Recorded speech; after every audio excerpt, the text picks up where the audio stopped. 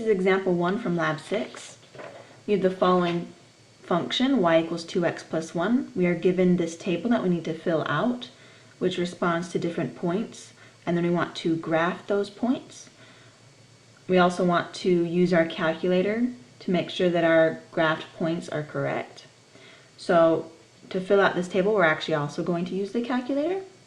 So to turn your calculator on, you're going to press on.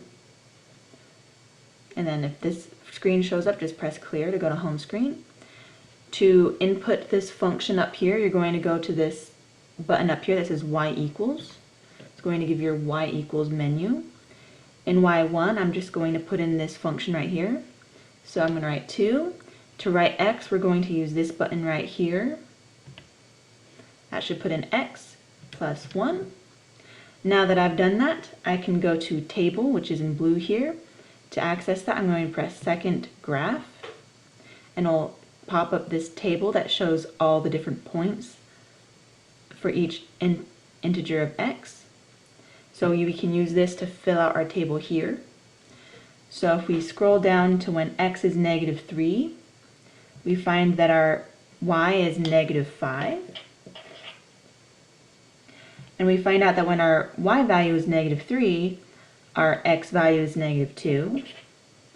And when our y value is 1, we find out that our x is 0. And when our x is 1, we find out that our y value is 3.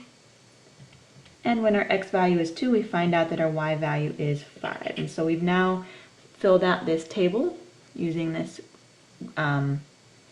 table that's on the graph, on the graphing calculator. So to go back to home screen, we can just press second mode to quit, and that'll give us back to our home screen. We now want to graph each of these points. So I have a graph here that we need to fill out. So we have -3 and -5, so we go to -3 in our x values, and our y value is at -5, so that's down here. We have -2 and -3. That's right here. We have 0 and 1. So we have our x value 0 and we go up 1.